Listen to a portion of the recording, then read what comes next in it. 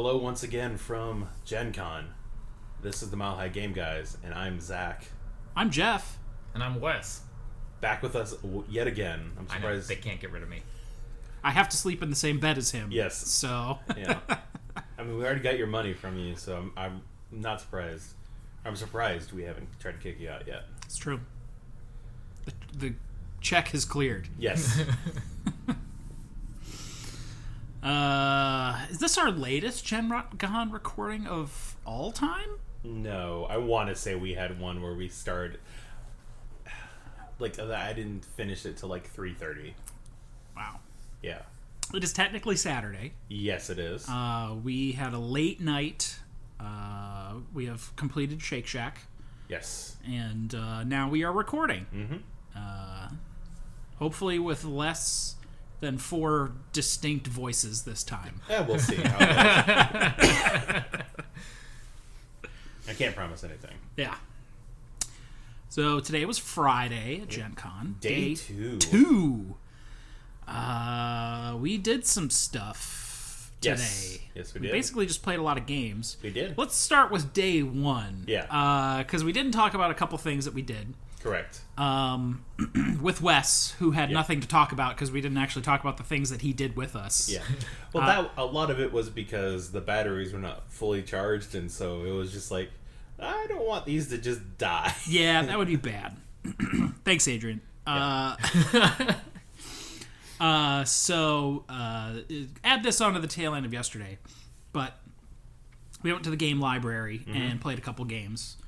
I played Role Player for the very first time, because it wasn't $60 for me to purchase and play it. Yes, that which is is true. great. A great reason for the library to exist. So everyone else had played. I hadn't played it. You No, hadn't it was played just it. me. I had played it at Geekway 2 years ago with 2 of the best people for the game, Paul and Adrian. Okay. They absolutely hated it. I had some problems with it, but I'm sure their negative the atmosphere, the negativity atmosphere that they were generating leaked onto me. But I was willing to give it another shot. Yes. And I still wanted... Which we did. Yeah, which we did. And I still want to try it with the expansion to see if it fixes my main problem with it. Yeah. So you're just making a character with dice drafting. Yes. A D&D character.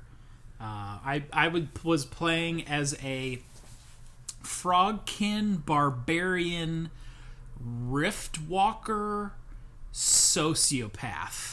Sounds about right, yeah. Man, I don't know if I can remember all of mine. I can't remember mine. Yeah. Mine was a halfling druid free spirit. I was the free spirit. No, you were free spirit? Yeah. Narcissist? No. No. Yeah, I don't remember the rest of it. I was a dragonkin thief. That's all I remember.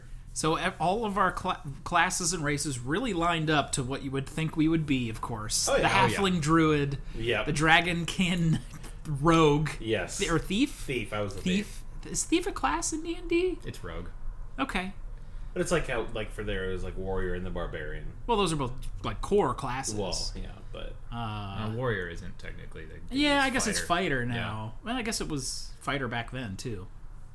Anyways, no need to get stuck on that. no, it's D&D though. Yeah. I can get stuck on D&D for hours at a time in a podcast. Honestly, Adrian doesn't let me do anything else. Did we even say that you were on MHGG yesterday? Oh, we may have not. Yeah, whatever. Like, That's what I do. Wes is the DM on MHGG, just in case you don't know who he is. And has also been on our episodes. Yes. too. Like numerous times. Yeah. I thought it was okay. Yeah. And it seems like everyone says the expansions make it better, but it's so expensive. I went by their booth today and just kind of looked around, but it's like $50, $60. Yeah, I don't think it's that. I don't understand that. Yeah, that's a very expensive $30 game. Yeah. There's no reason I would pay more than $30 for that. Yeah. But I thought it was okay. Didn't blow my mind. Yeah. Yeah. What do you think, Wes? It was all right. Yeah. It felt like you should have had more control in how the dice move around and change faces and stuff, but you really don't. You can Gotcha. use each of the abilities 2 or 3 times each. And I was always planning for, I could change that one and this one and this one. And the only way to make that happen is if I can do 12 things, and you can't. Right. Yeah. And someone was wandering by as we were chit-chatting about it and put in his 2 cents about how the other stuff... The expansions for it. Yeah, because my main problem is still, I'm making a D&D character sheet, but for what purpose? Mm-hmm. Which, for me at least, is like, I wish I would actually be doing anything with this. To score the most points at the end of your character creation process. Yeah. But the expansion adds monsters and a boss. Things to fight. Yeah. And, So that's my main problem, and I'm curious to see if that would make it feel better, or if I do it and I'm like, okay, well, this just feels tacked on, and now I don't care about the game at all. But who wants to spend $90 to $110 to figure out if the expansions are worth it or not? Right. And then there's like a second expansion that was coming Kickstarter. out, yeah. And that one's another, $50. And then at their booth today, they had some new role-player tale games. One was like another $50 game, and one was like a smaller $25 one that looked interesting that I picked up. We haven't played yet. Yeah. But it's... Cartographers. It's like a flip and fill D&D game. There's a little bit of interactivity where you can draw shapes on other people's sheets, which seems like a cool mechanic. Nice. Interesting, So yeah, we'll probably talk about that one next time. Yeah. But speaking of roll and writes or flip and fills, yes, we also got the chance to try out On Tour. So this is by a gaming company. I can't think of the name. Jeff will look it up while we... Yes. It's like a folded whiteboard map of the United States. The theme is you're a... Is it published by Board Game Tables? Yes, it's by QE, or the people that did QE, yes. Oh, that's right. Yes. That's Board Game Tables? It is, yes. Okay. I didn't realize QE was Board Game Tables. Yeah, I think they're the ones that published it. All right. We walked by, and then we said, like, oh, it's QE. And he's like, yeah, we've got it right here. And I'm like, we already have it. Yeah, I was like, I already have it and love it. And he's just like, well, spread the word. Yep. And I'm like, I try to. We're talking into microphones about it. Yes. But this one, so On Tour is you're basically a musical group. A doesn't band. Come with the craps table. Nope. No, it doesn't. But then you're trying to plan your route on your newest tour. So there's going to be 3 cards that get flipped up on your turn, and then somebody is going to... They'll say give you two things of information. One is a region, so south or north or east, central, or west. And then it will give you a city. So if it's like it's in the south, but then it'll show Atlanta, and then whoever is the active player rolls the dice. So you have 2d10s. Yep, 2d10s, and then whatever those 2 numbers are, you're gonna combine them. So if you get a 3 and a 6, it's 36 and 63 that you have to write on 2 of the 3 locations that you were given. Now that just means you only have to write in the region. But if you choose the city that was marked on the card, you get to circle the city when you write it, and then it's worth more points if you go through it at the end of the game. And it's one of the ones where you're filling up your entire. There's 41 different states that they had marked out. It's like all of New England is one stop and stuff like that. Just Hawaii to save and space on the map. Hawaii and Alaska aren't there. It's definitely a tour of the lower 48s. Yeah, pretty much. It's like a van rock band sort of tour thing. Yes. Yeah. But you keep going until your board fills up, and then at the end of the game, you make your route. And so your route has to be, you start from a number, and then you go to neighboring cities that have a number that is the same number or higher. So if you had a 9, you could go to another 9 or like a 10.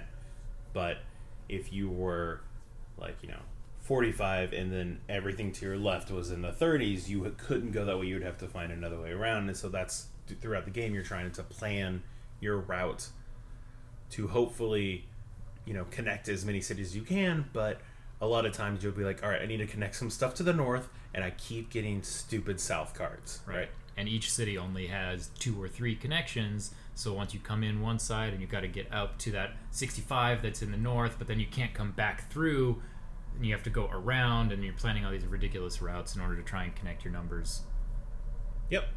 And then, you just, for every city you get through, you get a point, and any city you go through that's circled, you get another point, and you basically go until you make ideally your best route, and then that's it. I think we tied, didn't we? We tied at 21, yes. Yeah. And part of that is because I had this entire... We both had... I really want to play it again because the strategy did not become clear until about halfway through. Yeah, we both made a point to have this very circuitous route through the northeast, and basically the east, for me at least.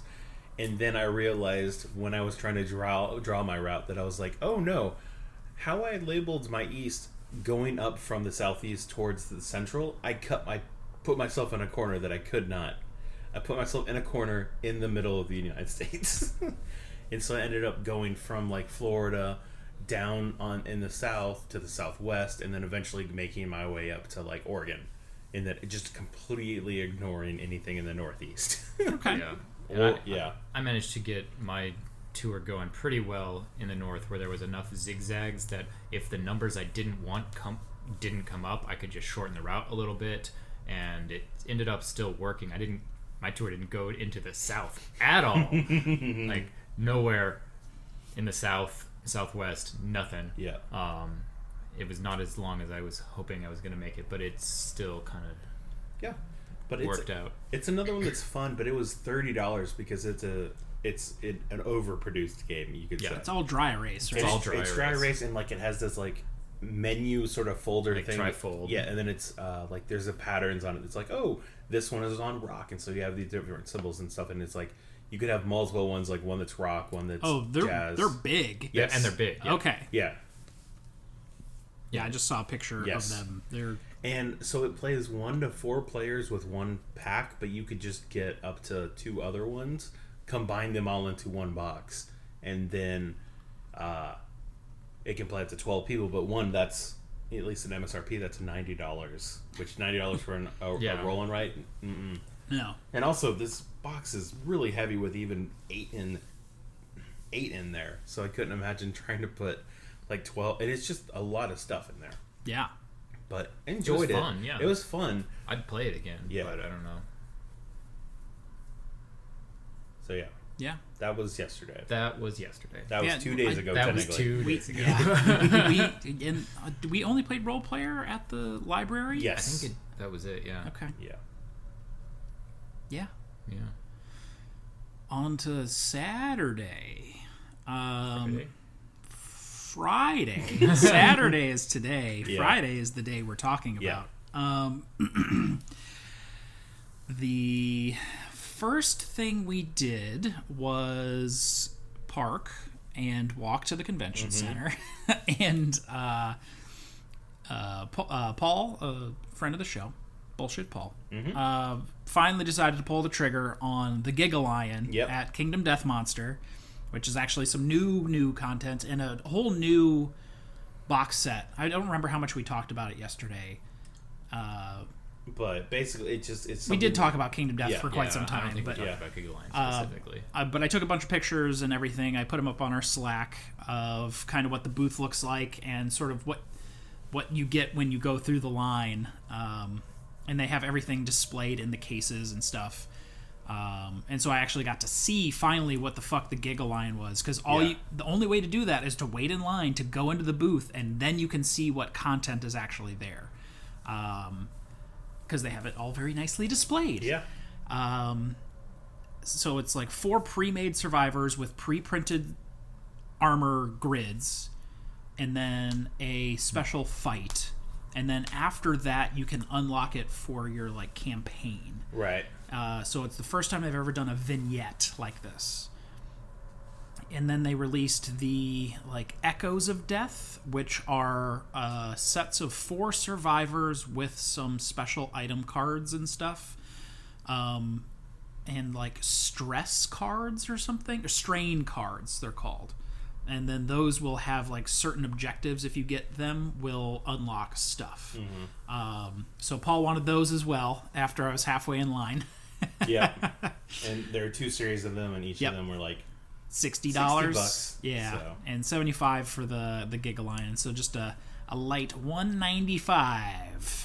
Which there looked like there were plenty of people willing to pay that. Too, oh my! So. There's not been a 20-minute wait at that booth the whole convention.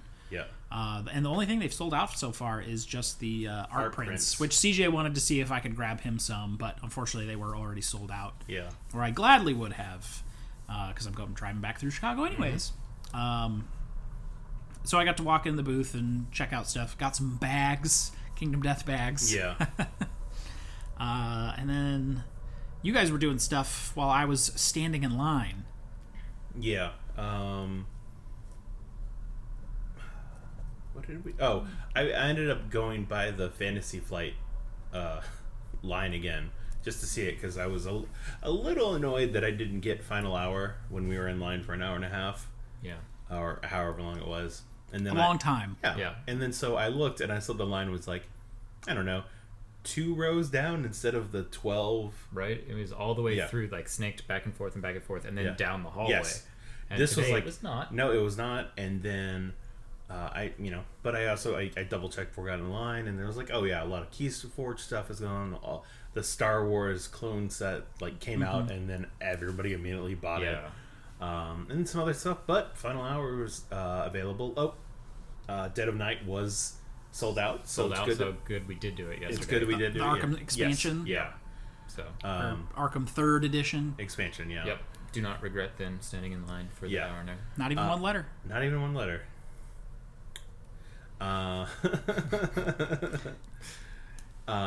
And then, but yeah, no, I waited like 5 minutes, and then I walked up there, and it's like, Final Hour, please. Final Hour, please. And they handed it to me, and I made sure to keep my card this time instead of leaving it there. Your card? Yeah, I had left my debit card there. Oh, your debit. Yes. So I got that, and then after that, I was walking around a little bit, and then my friend was driving in from Louisville for the day to actually come here, because the last couple years we just like go get lunch, and I kept trying to be like, you should check this out. You should check this out. You should check out Gencon. And he's like, okay, fine, I'll do it. So he came around. He came around, and then the line was long.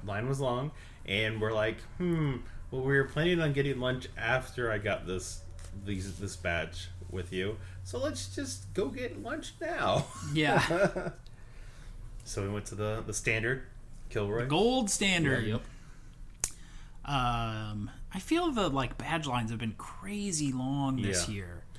Some years it seems like it's so fast. Yes. When we went back after lunch, it was so much easier. It was basically right at where the gap was between like the main hall.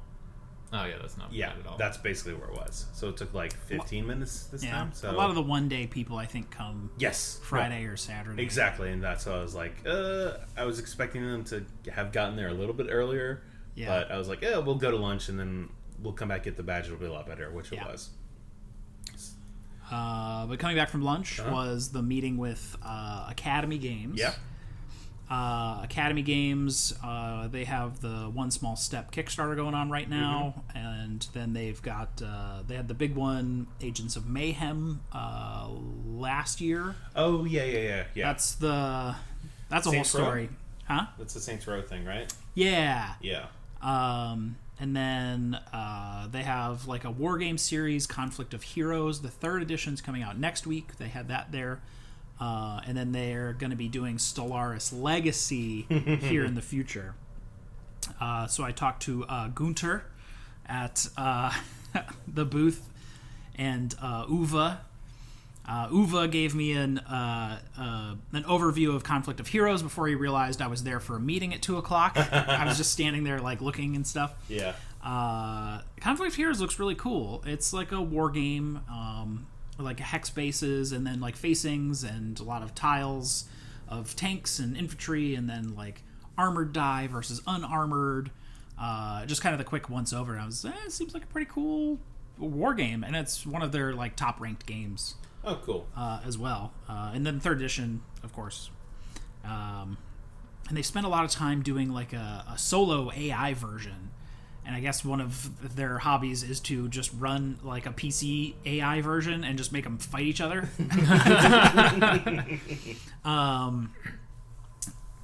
Talked a little bit about Agents of Mayhem. So that was a game from Volition, who owned the rights to it. Oh, okay. And then they went under when THQ went under. Oh. And that happened 4 days into their Kickstarter.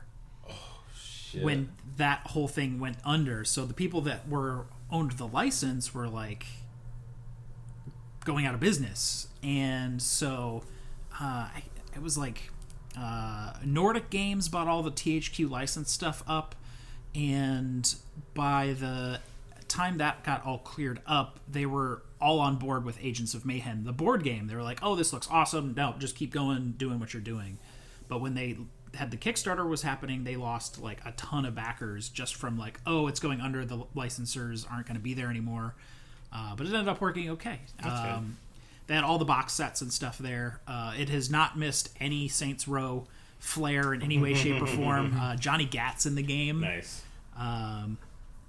There, and it's if you haven't seen it before, it's like multi-layered like buildings that are on kind of like plastic poles that sort of screw in. Well, you put the like floor down, and then you put the pegs, and then you put another floor in there, and then you screw the pegs on to that floor, and then you put another one on there. And the reason that matters is because they're double-sided, because you can destroy the floors, and so that actually changes like how the game plays. Oh, that's cool. They spend a lot of time on design of like how big are hands that need to go into here and actually like play the game. So there is like a good amount of space in there. And apparently the box, I mean, it's Saints Row, so there is some scantily clad, I don't know. There's a lot of junk in the game, I should say. But it seems super cool. We spent a lot of time talking about Stellaris Legacy. That's the thing I had the most questions on. I was super excited for it. It's a full-on 4X game. They're going to have a Kickstarter for it in 2020, so it's not coming this year. They called it an Infinite Legacy game. So you play this 4X game in like 2-hour era chunks. That 2-hour era chunk is going to give you kind of like piecemeal stories and stuff. If you're familiar with Stellaris, you can kind of know what I'm talking about. It'll sort of like little breadcrumb here, but you're kind of putting all that story together. So there is a little bit of thematic in there. But you're building up these empires in space. And you are getting a bunch of technologies and building ships, and this game seems extremely ambitious, but accessible was a word that he wanted to emphasize. Because it's a legacy game. You're going through these kind of like 2-hour era chunks, and your empire is becoming bigger and bigger and bigger and bigger, but say things go bad in like game 4, or someone can't make it, etc., there's ways to actually save your empire to use later, so you can kind of like skip games, so you don't, it's not a legacy game where you have to play with the same people all the time. There's like a save mechanic basically, or you can just abandon that empire. It turns into a fallen empire, and it's still in the game though. This galaxy, your empire's still there, and you can interact with it. And then you start a new empire, and then you're sort of meeting all of these precursor empires down the road. He was talking a bit about like how planets work. Like planets will have like specific resources that they make on there, and then it has like population that work the resources, and then you're actually building up these planets vertically to like keep population with jobs is like a thing. Gotta keep that unemployment low. Yes, that is like 100% a mechanic in the game. Nice. And then you have like player boards in front of you that are like your star bases, because you need to build, in Stellaris you need a star base to kind of own the system, to sort of build out from there. And then you're actually building on your star bases. What he was explaining, it sounded a bit like the if in Star Wars Rebellion, where you have like the Rebel base that has its stuff on there, but that's sort of like a base that's out in the galaxy. That's sort of how you're building and spreading stuff out. So you're not actually having to put a ton of shit onto the board all the time. Gotcha. Okay. And it'll be like puzzle piece hexes for the planets to connect with. It's hard to say what exactly it'll look like, but I'm really looking forward to seeing what it will look like. They almost had it here, but the final art that was good enough wasn't done yet. Gotcha. So hopefully that'll be soon. Okay. Yeah, sounds super cool. Yeah. They've got another one, Kickstarter, coming after One Small Step, that he gave me a couple details on. It's a battle royale, flick to the death. So it's like a dexterity battle royale game. Okay. Yeah. All right. So, here's the Russian and U.S. space race. Now let's flick each other to death. Yeah. We talked a little bit more about One Small Step, so I was actually able. They have the like prototype there, so people can demo it and things like that. A lot of cool stuff, like if someone's advancing in space more, it's sort of lifting everyone up, just kind of like how this actual space race was. So the better like one person might do, the other side is still getting an advantage as well. Gotcha. Okay. And he explained a little bit more exactly how like the 1v2 or the 2-on-2 and stuff will work. And it sounded a bit like Star Wars Rebellion, where there's like someone controls the ground forces, someone controls the space forces. In One Small Step, someone's the administrators, and then someone else is like the scientists, engineers, and stuff like that. So you can kind of confer with each other, but it's kind of their final decision what actually happens with the actions. Gotcha. Yeah. Yeah. Yeah. That's sort of that was sort of just Academy Games today. Gotcha. Yeah. Wes, what did you do while we were? So while you guys were doing that, I didn't know that you had got Final Hour, and I was still trying to demo it, and like every table always had 4 or 5 people waiting. So I was kind of. I think that was partially why I ended up getting it too, because I was like, I mean, I want to try it, but I don't think I'm gonna get a chance. Yeah. And who knows? It was $40 too, so I was like, eh. So I ended up demoing Outer Rim instead. Nice. That's the Star Wars like. Sort of Firefly-esque game. Yeah, kind of. Smugglers. So you're right. It's all the smugglers and stuff. So you play as a bounty hunter or a smuggler, or a scum and villainy stuff. Yeah, and it takes place in sort of this big ring board that's the outer rim of the galaxy, and there's the different planets, but some of them are a lot further away from the others, and so you get your ship, which has slots for cargo and crew members that you pick up along the way, and then you're just out in the galaxy trying to hunt down criminals and pick up bounties, or a lot of pick up and deliver stuff, basically finding the cargo or finding the people that you need to find, taking on these missions to go to different planets and upgrade your character and upgrade your ship, trying to get fame points, and whoever becomes the most famous villain in the galaxy wins it all. Nice. I remember like you start off with like a base ship. Yeah, you start out with, everybody has the same starter ship that is kind of junky, but then as you get money, you can buy bigger and better ships and buy upgrades for your ships, stuff like that. And then it inevitably turns into whatever famous ship that right. So you can buy the Slave One or the Millennium Falcon and stuff also. But you start off with like a YT, whatever fucking. Yeah, I don't remember the Corellian Corvette. Well, not even like they were just. Or not Corellian, Corellian freighter or whatever. Yeah, I don't remember. It was like one of the other like newer, not original names of. Yeah, stuff, and then there's a bunch of the scum and villainy ships and stuff. All the Rogue One stuff is in there. So thematically, it played really well. I think it's gonna suffer from. It plays almost similar. It's like a competitive Arkham kind of thing where you do your actions, and then you encounter your space, or in this case, your planet. Okay. And you fight the people that are there, or get a card that says something happens on this planet. Now you have to resolve a test to find out if you know, which skills that you have. If you test tech in order to convince the droid to come work on your ship, or he beats you up and you lose health.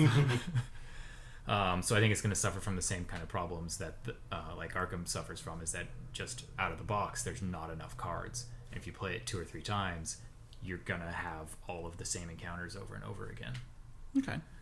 Did you feel like there was any, like, how was the interactivity in the game? The interactivity was good, actually. Towards the end, we only played half an hour or so, but I got a bounty that was literally the other player who has the most fame. Nice. So I had to go like hunt down the other guy.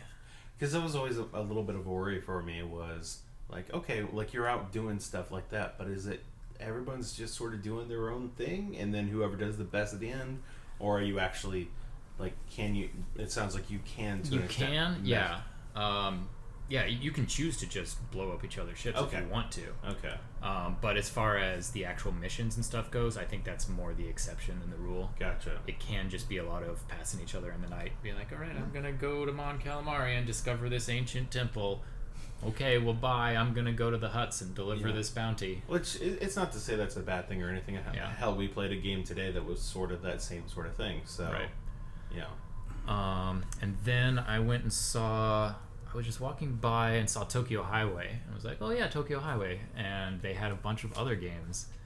What's that company? I was just looking it up. Itten, that makes Tokyo Highway. They have a game called Moonbase that's like the moon, and you're dropping these rings onto the moon of different colors to try and make chains of your color. It's 2-player, try and block each other off, basically, because you can only drop rings on your color, and so if you drop one that touches yours but also the other person's color, then you block them from being able to drop on it. Seemed pretty interesting. I think it would be a lot more fun with 4 players. Can you only do it 2 players? It's an only 2-player game. Okay. Yeah. So that was the sort of interesting thing that I saw. Oh, cool.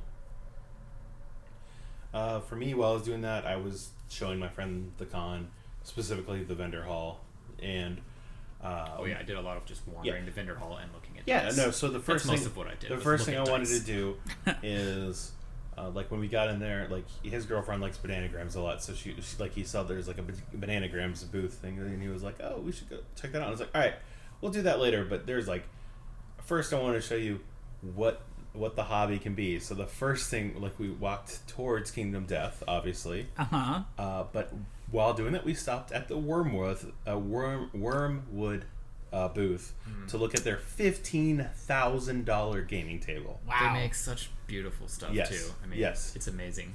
So it's a giant one. It has a metal crank that you use to raise and lower the plane surface, and it has sleeves that go, or not, leaf, whatever, wood leaf things that go on top of it, so it can covers it, and they're like all like magnetized, so it looks smooth, and like it's pretty spill proof, and it's like the work is guaranteed lifetime, so it's one of those things you buy it once and it's good. Yeah. But $15,000. Yeah. And I was like, not a problem. Right. And so then we went to Kingdom Death. I showed him all the models, all the ones they had displayed, and it's just like, God, they look so good. But we were gonna I was gonna have him try a demo of Kingdom Death, but none were open by the time we were there. But so we were watching people, and they had the Frogdog out, who is a new. Is he just in the Gambler's Chest, or is it just I think so. It's probably expansion? I would assume Gambler's Chest at this point. So I think he is another level 1 replacement. Okay. I'm not sure exactly. Everyone had their own gear, so it wasn't like you weren't fresh out of nothingness. Yeah. But so this thing, the Frogdog, a lot of his stuff revolved around farting on people. And so, it's stink counters. Yeah, it's stink counters. So, like, the biggest thing here is there were like 3 like lily pad sort of things that were off on the board, that he could use them to jump to different places. You could even use them to jump like 2 extra spaces, so you can move 7 instead of 5. Cool. But a lot of times when he would do something, he would then sort of like more or less get his ass ready to fart. I forget what they specifically his preparation phase. Yes, preparation phase. Just sort of like, really concentrating. I want to say sort of like cocked his butt, but that just sounds wrong. Cocked his butt. Yeah. But like a lot of the farts were like, one of them was just like, it was a sour emission that was so bad. God. It like every like you started it started burning your face. It was so bad, and you got a minus evasion tokens because you were weeping, so you couldn't concentrate on avoiding stuff. Great. Yeah. Yes. But then like a lot of times when he had farts ready, like if you hit him, if you went right into his ass and then hit him and were able to wound him, the farts, like he couldn't fart anymore. But if you weren't able to wound, you are right exactly where he's gonna get you right in the face. Exactly. Yes. All right. You're gonna feel the breeze. Yes. A lot of his hits are him basically kicking you with his back legs, so he'll be turning around to hit Frog you. stuff. Yes. But yeah, a lot of stink tokens, people getting knocked around. It was hilarious to watch people fail so hard in the game. Yeah. It has like so many things. They're like, all right, we just need a 4+. I'm behind him. Let's roll. And it was always a 1 and a 2. It was always a 1 and a 2. It was great. But that one, it's sucking everyone on the demo. Yeah. They all died. Shocker. Yes. Yeah. And they start those off with like pre-printed stuff where you're basically mid battle. Yes, because like you'll have like 4 of your 5 bleeding tokens already. Yes, exactly. But yeah, it was that. It felt different. Yeah. From what I could tell of all the another new monster. Exactly. Yeah. And yeah, as per usual, a lot of gross stuff in that thing that we were. My friend was just like, Jesus Christ. Yeah. That's Kingdom Death. Yes. And then we just went around. I had him try out Klask. Nice. He really liked it. I wiped the floor with him. And I'm really looking forward to trying out the 4-player one with Paul. Yeah. It's on its way to Denver as we speak. Yes. Yeah. I think having 3 opponents instead of just 1 is gonna make it easier for me to survive, do well. Yeah. Because I'm not good at it. Yeah, well, I'm the thing is, really bad at Klask. Well, and what's good about what looks to be like the changes they made with 4-player versus 2-player is that it's not about you getting points; it's other people losing points. Right. So you can play defensive and still do well. And I think I can do that. I can hang on and survive in chaos. But if it's just 1-on-1, I lose that game every single time. Scores of like 5-0. Right. And it also looks like they made a bit of a change in just the material in it, because you remember the white tokens in the regular version? Yeah. Like if they were flipped on the wrong side, you could just hit them away from you. Yeah. These, you get anywhere near them, no matter which way they turn towards you and they zap towards you. So I was like, okay, well that's much good. Better magnets. Yes, and like it's just a better design. It was curved at the bottom instead of like a cylinder. So it was much more likely to be able to turn in a way to which it's like, oh, now I'm magnetized towards you. Let's do this. Nice. So, okay. Basically we did that, and then we went to the library. Yeah. I did some wandering around. That's where I picked up the role player cartographer second chance kind of game. Yes. Kind of just wandered around. Went over to the CMON booth to see if I could get a God of War demo. I'm assuming that didn't go well. Nope. The God of War demos were packed tight. Like there was probably a 12-15 person waiting horde. And but just so happened while I was standing around, Eric Lang was just standing around in the booth. Sounds right. Yeah. Every time I'd go to CMON, I'd just see him just talking with a random person. Yeah. I was like, that's him. And that's just what I did. I only talked for him a minute or two. I talked to him for a second a couple years ago. Still super nice. Yeah, no, that one was like, hey, it's Eric Lang, and you're like, hey, Eric Lang. Hi. He's like, how's it going? And you're like, good. Good. All right, gotta go. Yep. Yeah, he announced his new area control miniatures game with the dice tower. It's called Ankh.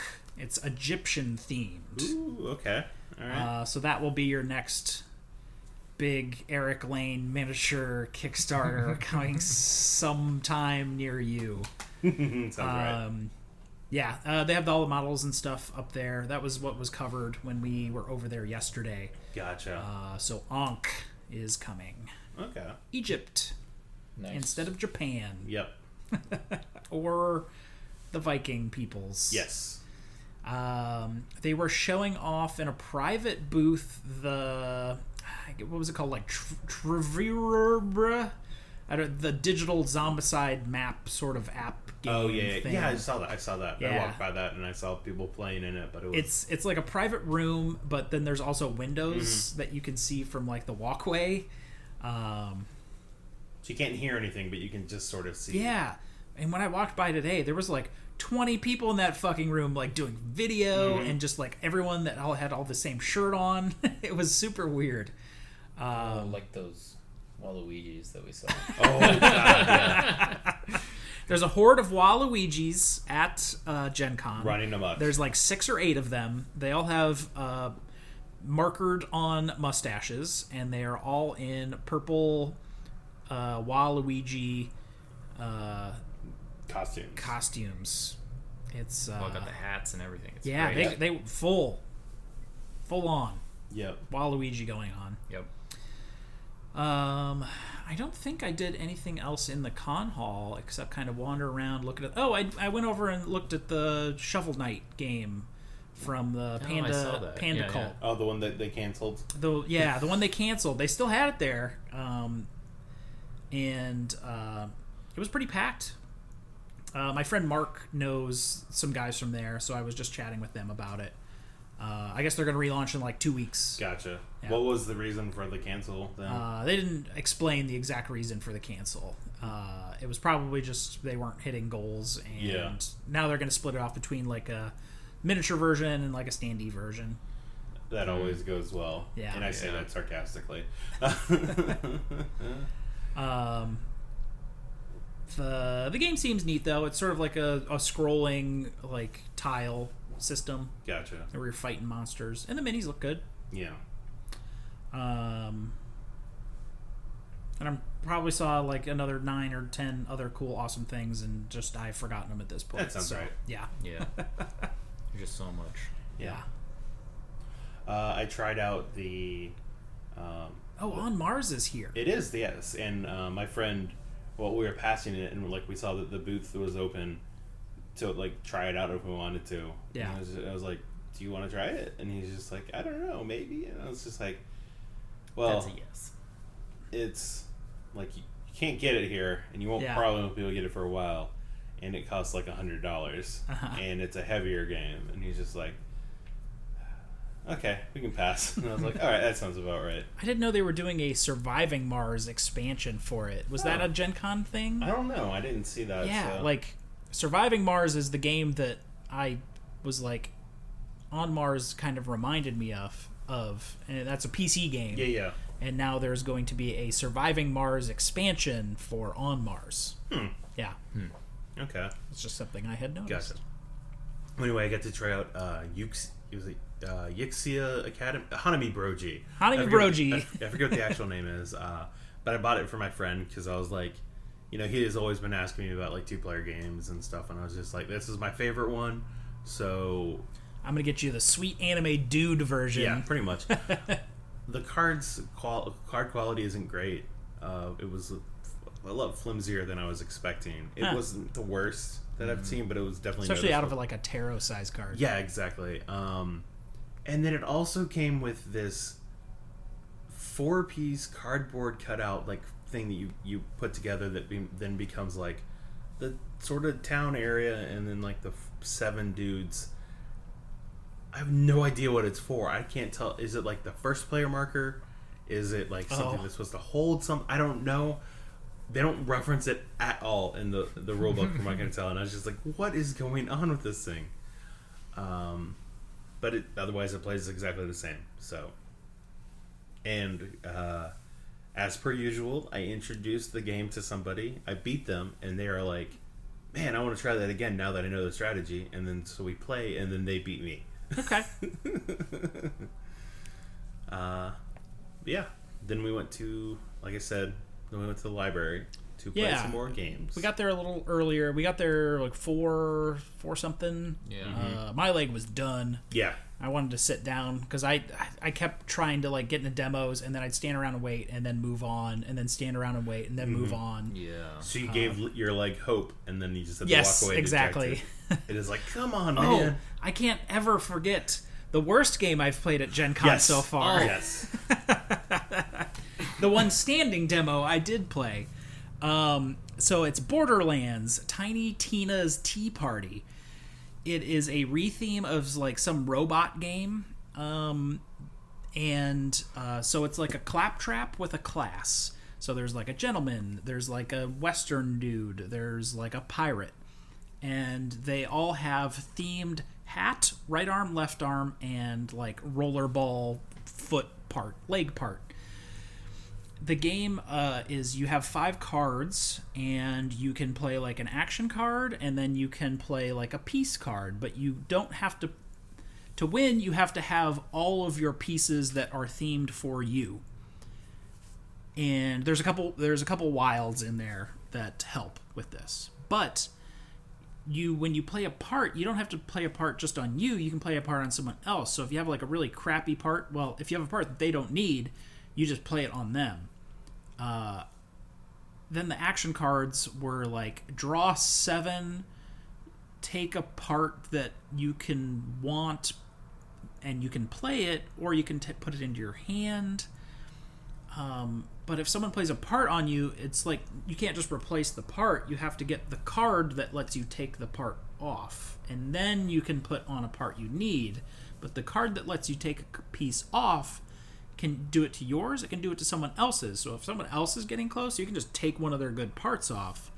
So it's just a fuckload of take that never ever ends. Oh, sounds fantastic. Yeah, it was a very long demo. There was a bunch of us. One guy was kind of smelly. Not surprised. Yeah, it was a tiny table, so it was pungent. And it's sold out. Like, they're like, we'll have some tomorrow. And I was like, well, how much is it? And they're like, $22. It's like a deck of cards and like some square cards for the claptrap. Like, what the fuck is $22 about this game?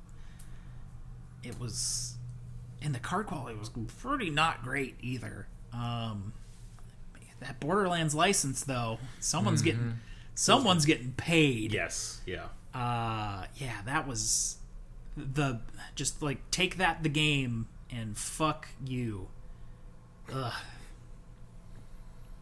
Pass. Hard pass. Hard pass on that one. Borderlands, Okay. Tiny Tina's Tea Party. Fuck it. You heard it here first. You heard it here first. No. I mean, obviously, I still gotta ask. Doomseeker still worse? Oh man. I think Doomseeker's still worse. Yeah. Yeah. I don't know if I think I would rather play At the Gates of Loyang than Doomseeker again. Oh, is that bad, Yeah, huh? yeah. I feel like that's a new low. For us. New low bar. Yeah. All right. Still for sale at the Ninja Division booth I saw that. this month. This Gen Con. Saw nobody near it. Yeah. Boy. Yeah. But anyway, back to the gaming at the library again. Right. So then we went to the library. For the 3rd time. And I got there first, and right? Yeah. Yeah. Yes. And right when right after I got my library card, because I had left yesterday's library card here, so I had to get a new one.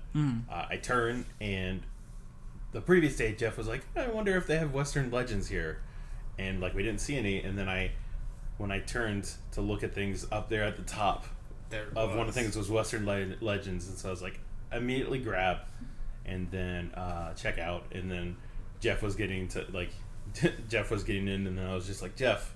He's just like, yeah, because I know he'd been wanting to try it.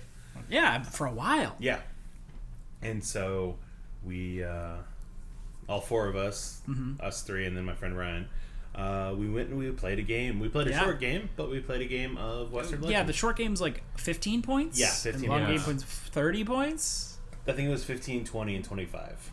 Oh, for normal, long, and really long? Yes. Okay. Yeah. And that just triggers the end game. Yes, it does. Which then gets you a real, like, soft, like, oh, here's a whole other round after the end game gets All right, we'll finish out this round, and then everybody else gets one more round. Yeah, you finish the round, and then there's another round. Yeah. But this is sort of a Western, like, sandbox-style game. You can go fight bandits. You can go prospect for gold. You can fight other people. You can rob a bank. You can play poker. You can just move cattle around. You can rustle cattle. Yep. You can hang out with entertainers. Yes. At the cabaret. Cabaret. Oh, it is the whorehouse. That's what it is. You can do gambling. I don't know if anyone understood my... And then we're going to the mission. A lot of prostitutes in there reference. I remember that. I don't remember what it's from. It's from The Simpsons when they visit an old West town, and then they go to like the brothel, and then the cat house, and then like a whole bunch of other names for places where the prostitutes are. And then Marge was like, "Oh, we're finally going to go to the mission, like the church." And then he's like, "Bunch of prostitutes in there." Nice. Yes. But and your hands are basically poker cards, but like a normal suit, except that they have actions or reactions or bonus actions, and you're on the cards. And it's a full deck. Yes. You should say you all play Western Legends, whether infamous or famous. You can be bad guys or good guys. Yes, that's very true. And you can shift like from bad to good. It's just sort of what you start with is what you got, and then what your power is. Yes. Like if you have a power of being a bad dude and you just be a good dude the whole time, then fuck it. Yeah, a lot of you can do. The map was, I guess, smaller than I was expecting. Yeah, it did feel small, especially once you get it felt okay, but also I was the only one without a horse, a mount of some sort. Yeah, and then with my character's ability to move extra, I could have, if I just didn't see that it was all that beneficial, but I could have gone to one of the ranches, picked up a cow, taken it to the train station, and delivered it all in one turn. Yeah, and then gotten back to the cow place in order to do it all again on the next turn. Yeah, because he's just moved so much. Yeah, well, I know for me, I didn't need a horse because it mainly was go get money and then go to the cabaret, spend all the money, then go get more money, then spend it at the cabaret. Out of I think I ended up with what did we end up with? 32 points or something like that. We were like 31, 32. No, we were the same at 32, I think. Yeah. But at least 12 to 15 of my points was from the cabaret. Oh yeah. Yeah, so you get it's LP legendary points. Yeah. And that's sort of your victory points for the game. And then there's MP marshal points. That's sort of your lawman points. And then WP or wanted points, and that's your bad dude sort of outlaw Robin points. Outlaw points. Yeah. And then there's some story cards in there. People have said like kind of like Arabian Nights. Not so much of that, but it's sort of that in a way where the story just sort of appears off of cards. Yes. How you get those cards is by ending a location that's not in town or getting 2 legendary points in a turn. You have a little disc you put on there. Yeah, and you see that's what you're doing too. Yes. So you can be like, this turn I want to do that. Yeah. So. But you have no idea what that card will be until it's flipped.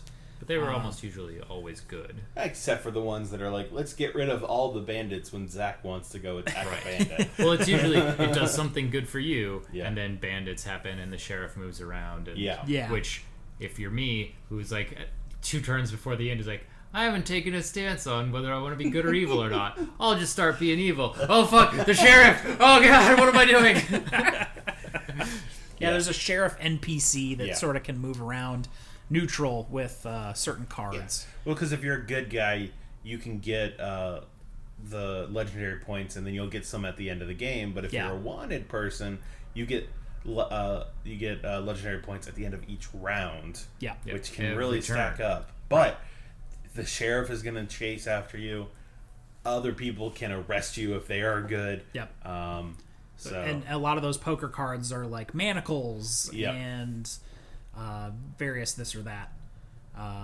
The fight card system was interesting. Like the person to your right plays like a special deck to fight your cards, and then they're basically as an NPC player. Yeah, as an NPC player, and then it's basically just poker hands, sort of, but you're just throwing down one card. Yep. And occasionally you can change those cards depending on what you play. Right.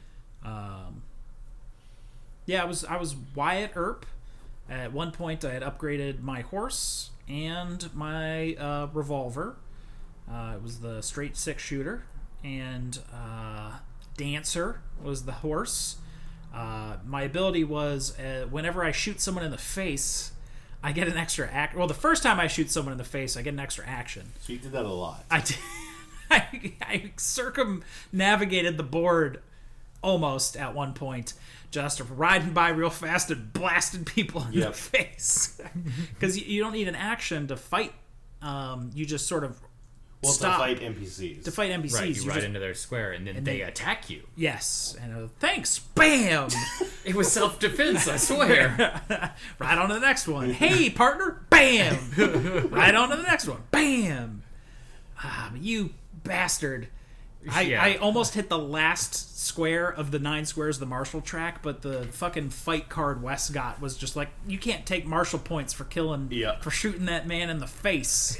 And it robbed me of 6 points. It did, yeah. You still won in the end. I still won on the tiebreaker. Yeah. Because I had more points in that track than that was the first tiebreaker. Well, and you were far behind on the legendary points for a majority of the game too. Oh, absolutely. So there's a lot of different ways you can get points through this too. That all seemed, like I said, you could, like Wes did a lot of prospecting. Yeah, I started out on a mine square, so I was like, I'm just gonna get all this gold, go into town and sell it, and then go over to the... I did prospecting once and like got 4 gold nuggets, which was like max inventory on like the one roll that I did. And I was like, all right. Yeah. And like I said, I just went to the whorehouse a lot. Yeah, and it's one of the neat things is it does limit your money. You can't just have a fuckload of money. You can have $120 and that's it. Yeah. Which I think was good because there was a lot of ways to get lots of victory points. And it didn't... I mean, I think that might have just been a problem with playing 2 points. If we would played a longer game, but it felt like all of a sudden I'm halfway done because I did 2 things. Exactly, yeah. No, yeah, I was definitely thinking that, like, my strategy was definitely more of a short-term strategy because I didn't have any horses. I didn't have anything to help me get farther. It was just... I just got a lot of cards to let me get money, and then using that gotten money to the whorehouse. Go to the whorehouse, yeah. Whores. Yeah. No, yeah. It says cabaret. We'll continue to just say that. Yes. I like the item upgrade thing. You can buy an item for a cost, then you can pay that cost again for like a uniquely named version. All of the rules are the same. They just have cool names. Mm-hmm. Yeah, like my upgraded revolver was the Widowmaker. Yeah. Which I don't think I shot anybody with. So, yeah. Yeah, and it just lets you turn like a card up or down in its like number. I don't think I ever was able to use that to be useful. But the NPCs win all ties. So if you ever have the same thing, having that little 1 adjustment is useful. Yep. Never won a fucking poker hand. No, you didn't. Nope. Just got hot garbage every time. Yep. That's where you're just like, screw it. I'll just start killing people once just go shoot some people in the face. So what did you think of it? I thought it was okay. Yeah. I wasn't blown away by it. It was neat. It was a cool sandboxy thing. I have no idea how much it costs, but it's probably too much for how much I was just okay on it. I thought it was also just okay. Yeah. If it had been more, I think I would have liked it more. It felt like it was trying to be heavier than it was. Yes. No. My friend said it was like, that's a lot. It was a lot less complicated than I first thought it was. It's like, it's one of the ones where you have a lot going on, but once you find out what it is, you're like, oh, okay. This is a wide pool, but it's pretty shallow. Double-sided player sheet seems like a lot. Yes. But you have to remember a whole bunch of things you can do. Like, any of those spaces, you can just be like, I'm going to get $10. And then at the beginning of every turn, you can get like $20 or $10 in a card or 2 cards. I think that was the thing we forgot the most. You guys forgot every time. It'd be like, oh, do you guys want cards or money? And you're like, oh, right. Right, we get free shit. I'm going to go do every this and this turn. and this, and all right, I'm done with my turn. I really wish I had $10 more, though. Well, you could have taken $10 more at the beginning of your turn. I did like, for a game that is sort of like you create your own thing, you were able to do that totally. Yeah. And there were some cool stories that came out of it, like Wes spending his last $10 on a gambling hat, and then gambling happened, and then he didn't have any money to gamble with. Yep. It's like, oh, if I buy this hat, then next time I can play poker, and I'm going to be real good at it and get a bonus. But I don't have any money to play poker. Yep. Shit. Or that there's one card that it's like Wallop that I just kept running up to my friend, and then I just sucker punch him. It causes him to get a wound, and I get to look at his cards, and every time I looked at his cards, I was like, oh man, those are really good fighting cards. I'm going to run away. Because when you fight, it's just high card, and then there's some like powers, and all the powers were interesting. Yeah. I really like that mechanic of using the playing cards as almost all things. Yeah. So you wanted to have them because they had good actions on them, but then if you had they were good poker hands. Yeah, if I had a good pair, I wanted to not play those as actions because I wanted to go play poker with them. But if they were high cards, then maybe I wanted to keep them so that I could fight with them. Exactly. Yeah. So after we played that, we what did you grab? Thunderstone Quest? Thunderstone Quest. I've never played a Thunderstone game before, but it is a deck builder. Yep. So this continued my convention discovery of deck builders with a fuckload of content that I can't afford. Yes, Aeon's End was the last one. Yes, Aeon's End was the last victor of that trophy. So we learned to play this one. It looked like it may have been played once at the library. Everything was very new and nice, but we saw like the other scenario packs in there that were open. So someone clearly opened and organized this with all the dividers at one point or another. Yep. The rulebook was a little inconsistent in it's telling you when you're reading the rulebook how to set up your first scenario, your first intro scenario, which is sort of like a halvesies of the first actual scenario. So we would have only been using like half as many items as we had, and some other, like we would only be using specific monsters, and we would only be using 4 of the 6 keys. But it's basically just a, I don't know, Dominion-esque sort of like, here's all the cards in the tableau that you can buy from.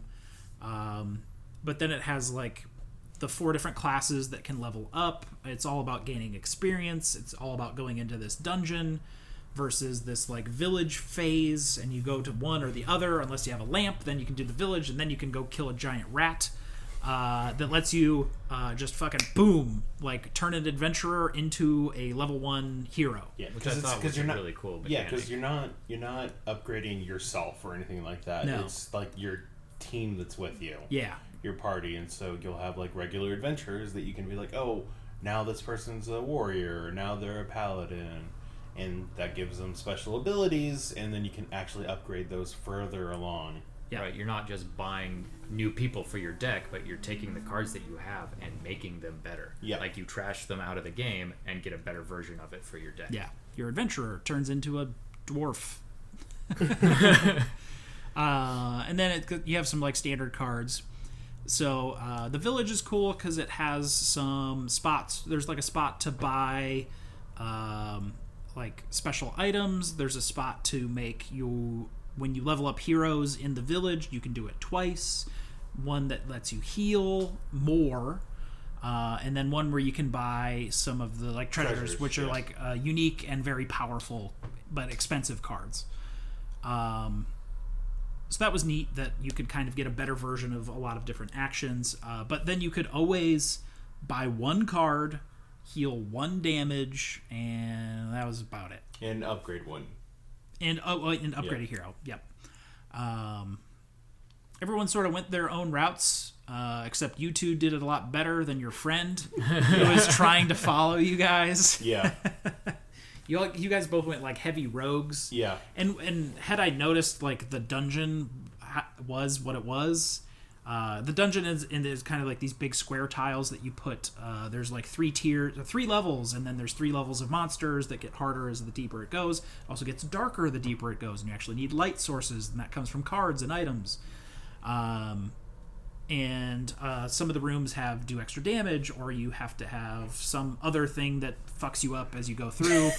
And a lot of them are like, if you don't have a rogue, you take the penalty. But all the assholes took the fucking rogues, so... Yep. Well, he had like 3 level 1 rogues, but we took the level 2 rogues. Right, and that's something I didn't notice until we were putting it away that I really like about it is like there's 6 level 1 rogues, and there's 4 level 2 rogues, and only 2 level 3 rogues. So you might just get stuck with a bunch of low level guys because everybody else leveled them up, and once they're gone, you can't level your guys up further. Yeah. Yeah.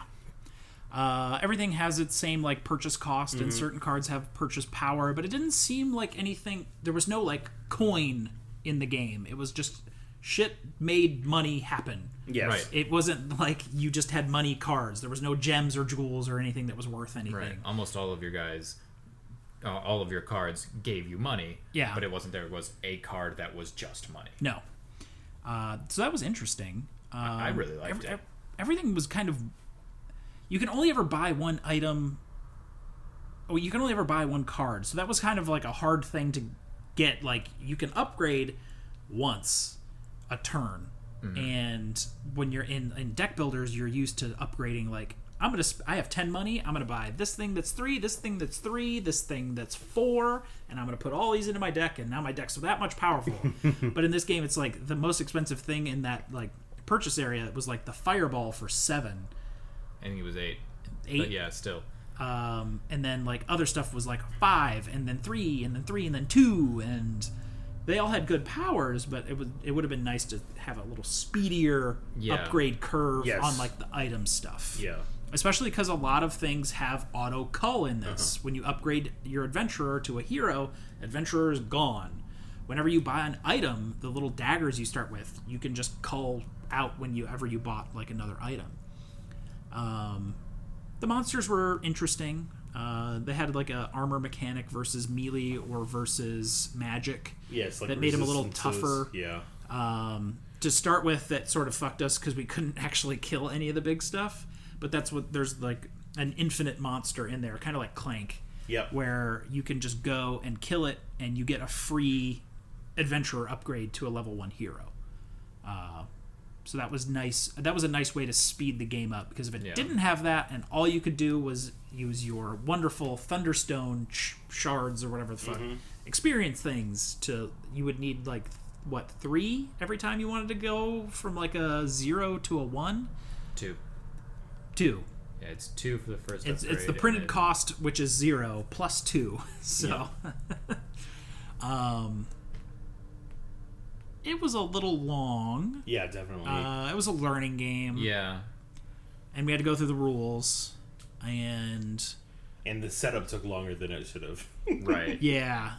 There's just a lot of cards, but the scenario book helps because it just the quest log. It tells you exactly what cards you're going to play with, what goes where. It was just learning what And I think the fuck it was talking about. We just read it wrong the first time. We're like, oh, here's all of the cards we need. No, that's a list of all of the cards. So now put half of those back. Yep. Yep. I think it would be more interesting seeing kind of what some of the other cards in, because that's just the base scenario 1 stuff. Like there was another 3 shrink wrapped sets of cards in there and another ton of dividers that adds a ton more heroes and a ton more items.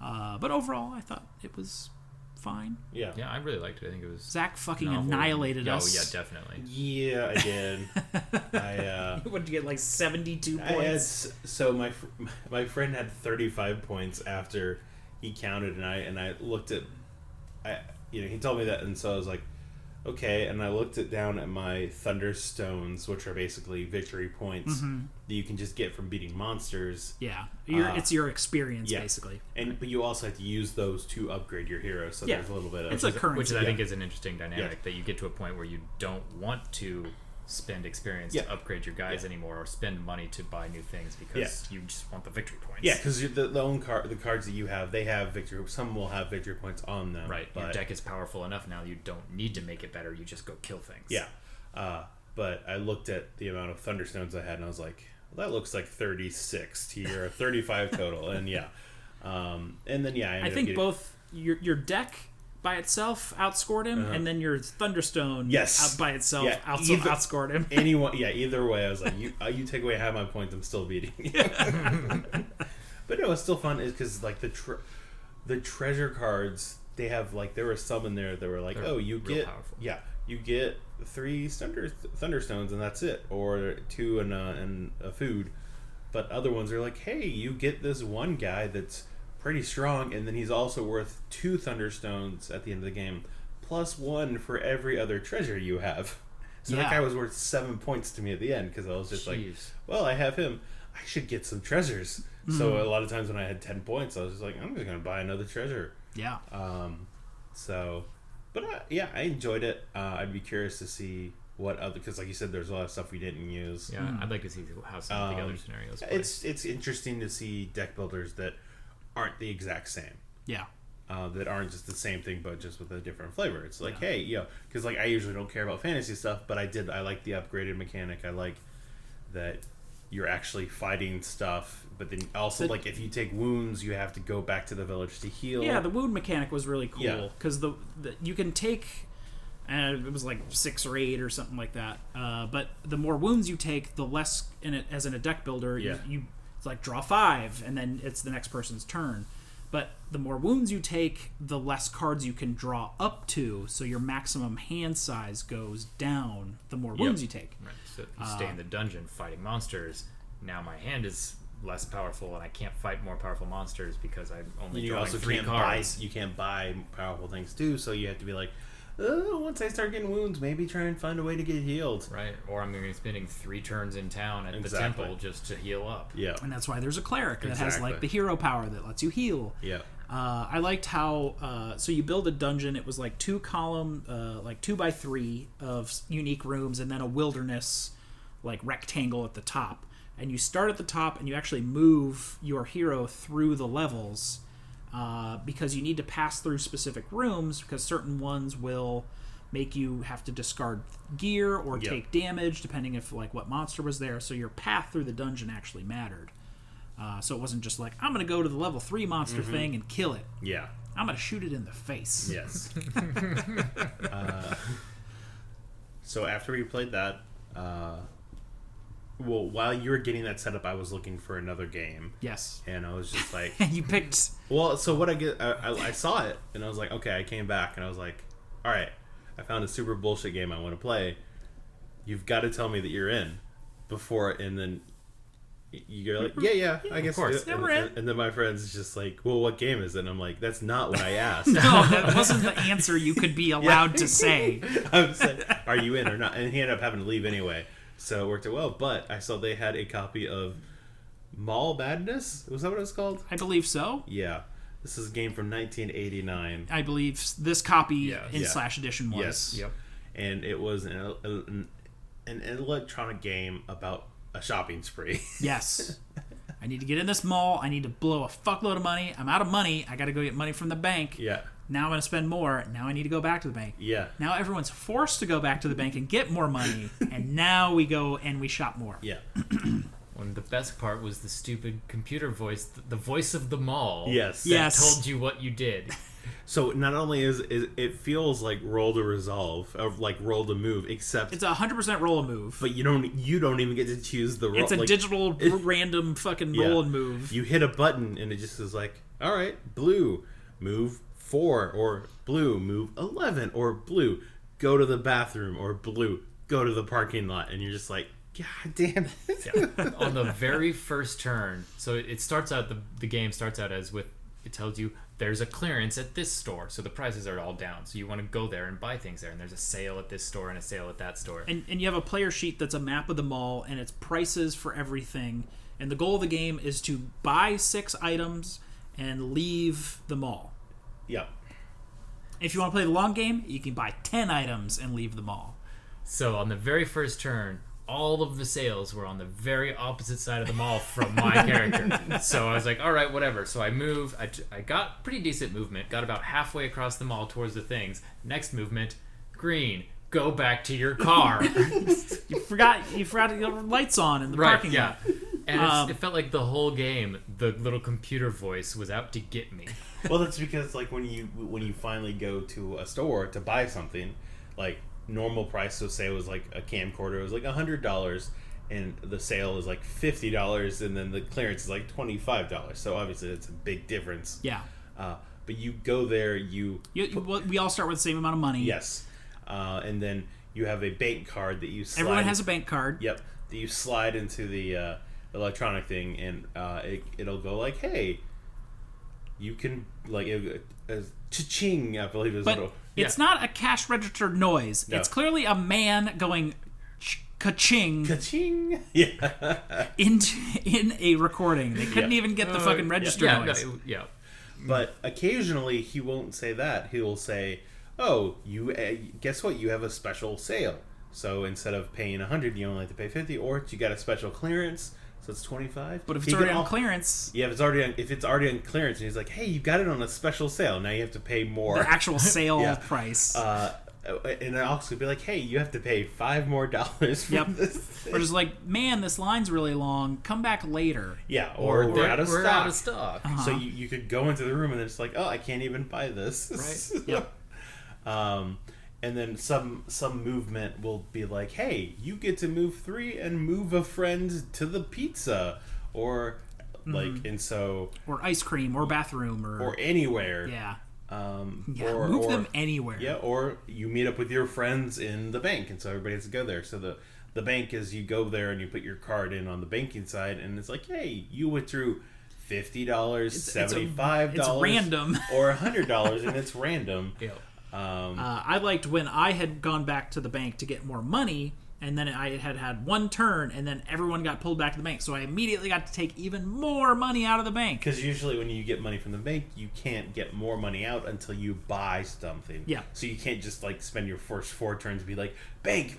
All right, I got a bunch of money. Let's go buy stuff. Yeah. And that's what the pizza spot's for. Exactly. It's $5, so you can go and buy something before you can go back and get more money. Right. Exactly.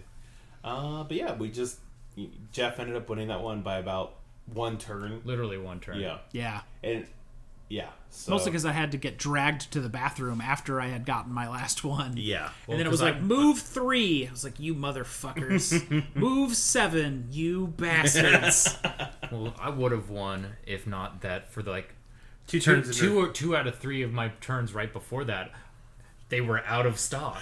Like, I could have won. But no, the stupid computer voice hated me. Exactly.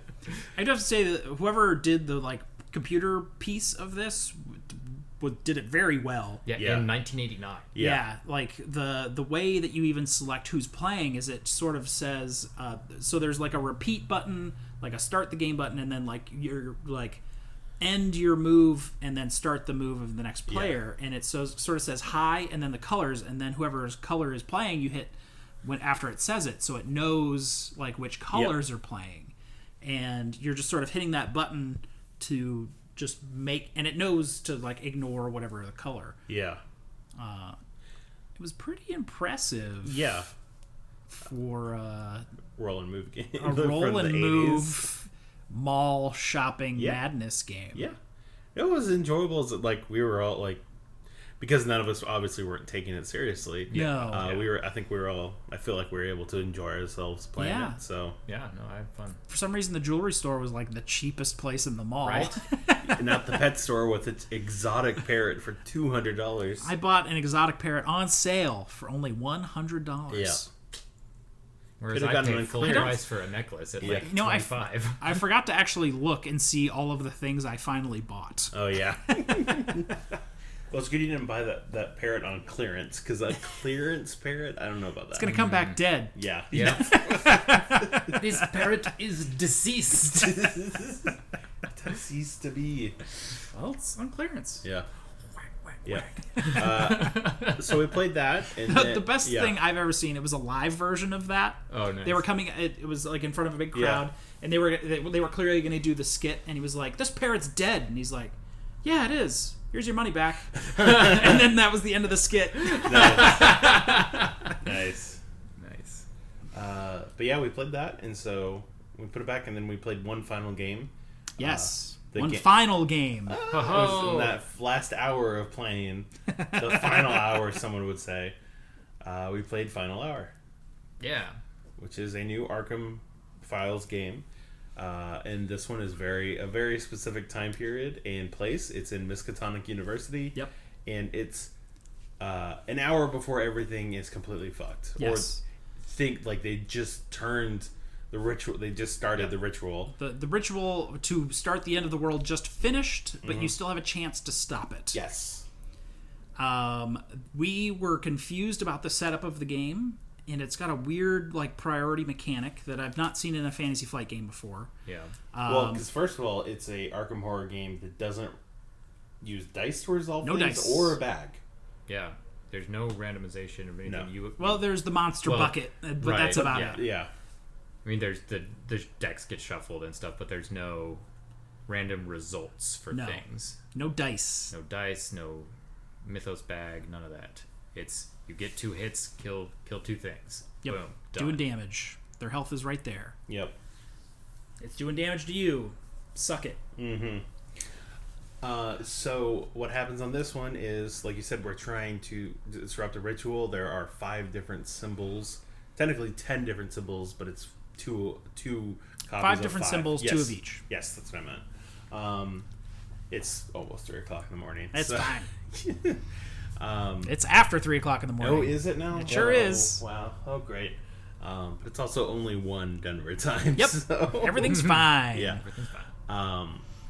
But you're trying to go around and do investigations, because out of those 10 symbols, 2 of them are the symbols you actually need to figure out how to disrupt the ritual.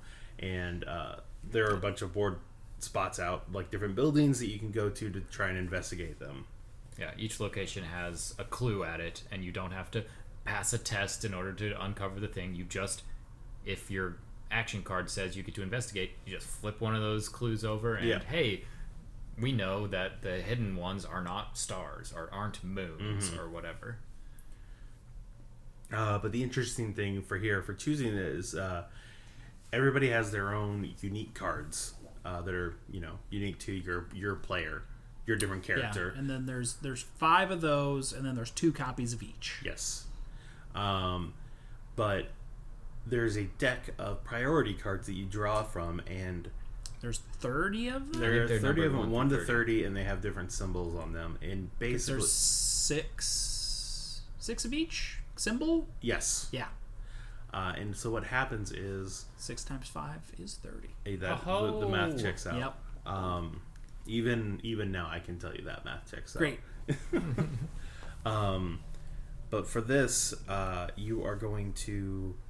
Everybody, starting with the first player, is going to put a card down, and then they put a priority token, or a priority card on it, and that indicates how quickly that action is going to happen. Because everybody's going to choose their actions first, and then the action cards are not double-sided. They have a top part and a bottom part. And you're not allowed to talk about what your action card is. You just put your priority on it, and that's all the other players know. Yeah, so if they're going quick, they want to do the attack action. If they're going slow, maybe they want to do the like investigate action or what. But the bottom is usually like investigate and then bad stuff happens. Bad. Yes. Monster moves, monster this, damage this, etc. Exactly. And occasionally it can be just something bad, like, might lose a bunch of health. Yeah, lose a bunch of health, or do damage to, like a rookie mistake, do damage to the room you're in and every adjacent building. If that happened, that'd be real rough. Yes, it would. I had one that was draw another card and resolve the bottom half of that one, but don't do any of the investigations or movements. Gross. Yeah. And that's the one I played the one priority on. when you're choosing your card, you just draw the card off the top of the deck. Yeah. You don't get to choose from any of these cards. Oh yeah, for the action cards. The action card. Yep. It's just whatever your next one is. Yeah. So that's where the priority comes in, where it's like, this one really sucks. I want it to go fast and be the top one. Yeah. But so everybody does their actions one at a time. Then in initiative order, the first two cards do the top part. The bottom two cards do, or the final two people do the bottom parts of the card. Yep.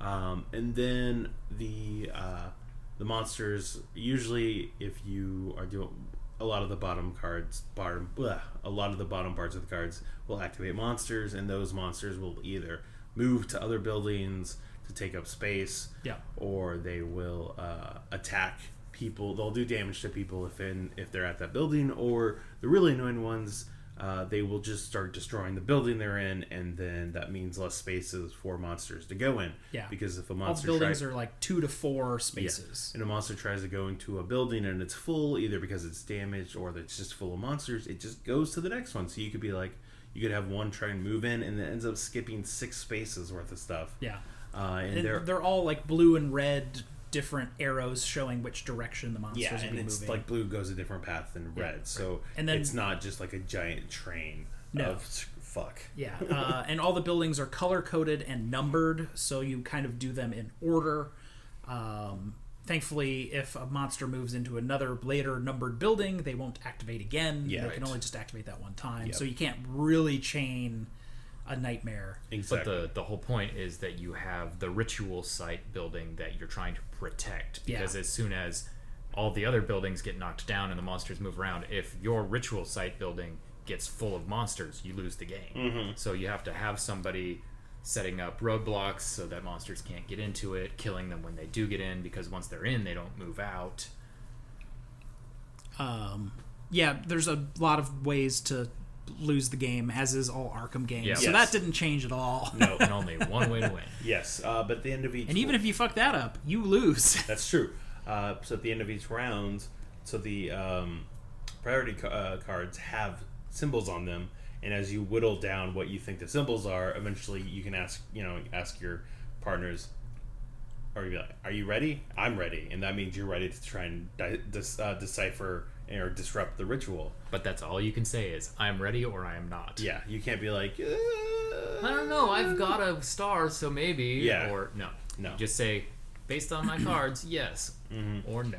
And then you need 6 with 2 times the amount of investigators. 2 times the amount of investigators in correct symbols on those cards. Yep. But you only choose 3, so it's not like you have to just reveal your hand. Yeah.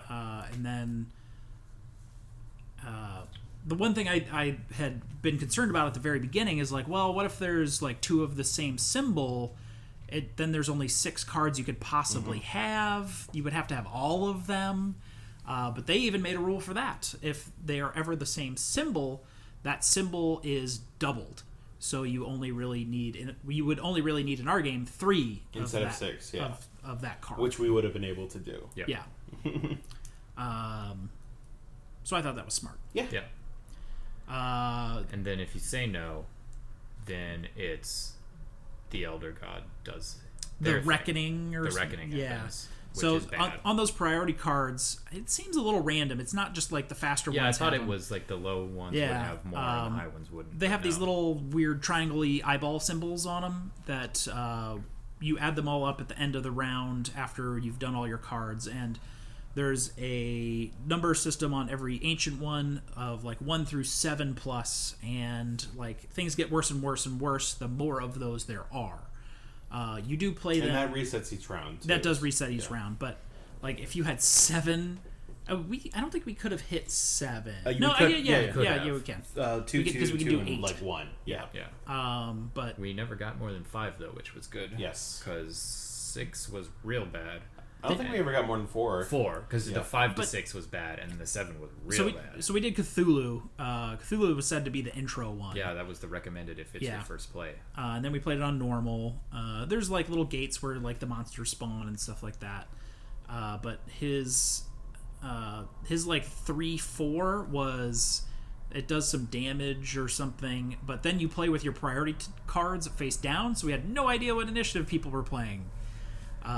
Which was interesting because as you get towards the end and you have a kind of an idea of what symbols you're trying to get, it really changes the strategy of what your priority is, because it's not necessarily I need this low number to get my action card out. It's I need this symbol, so I guess I can't play that priority card. Yes. And then you have less choice, and then you're just like, oh, well, I want to play something high, but I can only play low cards. So one thing we didn't mention, we did mention that the ritual happened, and then there's some gates and monster spawn, but at the beginning of the game, you put monsters in every single building. Every single building has at least 2 monsters, except the site where the ritual place site you're trying to protect. Yeah, thankfully. Yeah. But there's how many? There was 15 buildings, 16, something like that. I think it's 15. So there's 30 monsters on the board to start with. Yeah. Yeah. And then they just kept spawning. Yeah. Shit is hit the fan and is spraying everywhere already. Yeah, that's in how this the game starts. Yeah. And then the first turn happened, and 2 monsters immediately went into the reckoning site. And we're like, oh no, we have miscalculated. Yeah.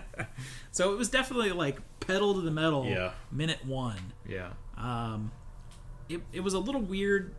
It's a new mechanic that I haven't seen Fantasy Flight use with the like priority cards and like the top bottom with like action cards. I was talking with you guys in the car on the way back. Like, it seems like this is sort of a test bed for some new mechanic that they kind of want to polish and put it into one of their new games coming out. But it was a reasonable price. Components were good quality. Yep. It was a little confusing on exactly what was a path versus what wasn't. Yeah. But that came out pretty clear. Once we started playing, we're like, oh, okay, we get it now. Yeah. It was neat. I liked it. Yeah. Yeah. It was especially because it played in under an hour. So. Yeah. It played super fast. It played super fast. Like 40 minutes? Yeah, sounds about right. Once we started the game, like the teach and everything took a while, but I think once we started playing, it wasn't 30 minutes. The rules seemed a little finicky. Yeah. But once you start playing, it's just boom. Boom, done. Yep. Yeah. I don't think it doesn't feel like the other Arkham games. Yeah, it feels very different. But I don't think it's trying to. Right, and which even, is fine. But even like the weird, like Elder Sign felt super different. That was the dice one. Yes. Yeah. I wish I had gotten more of that game. I liked the dice one. I like the dice one, yeah. And then we hobbled home and started recording this an hour and a half ago. Oh god, it's too late now. Yep. Just gonna cancel the recording. Just go to sleep. Just delete it. Yep. Never happened. Never happened. Does that mean I get to have been sleeping for the past 90 minutes? No. In fact, we're gonna sit here and talk for 30 minutes about how we couldn't sleep. Yeah. Oh, okay. Yeah. But yeah, we got so we got tomorrow. Tomorrow we got the bottle share and Kumas. Yep. And more games and stuff. Yes, indeed. I still want to try a God of War. It's for sale. They've got a bunch of it. Yeah. It seems like it's a really popular demo. We'll see how that goes. Yeah. Yeah. That's Gen Con Day 2. Yep. Yep. Day 2. Day 2. And then we just got 3 and 4 left. Yes, we do. All right. Well, hopefully we'll get some sleep and then be well rested to find out more stuff tomorrow and then report to you all about it. Yeah, after a bottle share. Yep. Oh, yeah. Yeah. Okay. Huh? Right. I mean, we could always just bring it there and record there. Just find a room. How is going to be worse. Didn't we do that that year too. No, we walked. We ended up going to. There was that one little meeting room that we found. Yeah. I don't know. We'll see how it goes. That's right. Yeah, you did. Yeah. We'll find out. Yep. So will you. Yes, you will. Later today. Later today. Yes. Yeah. Thank you as always for being with us, Wes. Yeah, my pleasure. With your pajama pant sleeves. Well, think about it this way, Wes. This is a shirt. Yeah. If you weren't here, then that means Jeff and I would have had to pay $300 each for this hotel. And that is God. Too much. Oh yeah, that is way too much for this. Yeah, this place is. Ugh. But now I only pay $200 to sleep with Wes. Sounds like you're making money. Such a privilege. Yeah. All right. Well, I think that'll be it. Yeah. As per usual, I am Zach. And I'm Infinite Jeff. And I'm Wes. DM Wes. Yep. DM Wes. All right. Bye. Bye.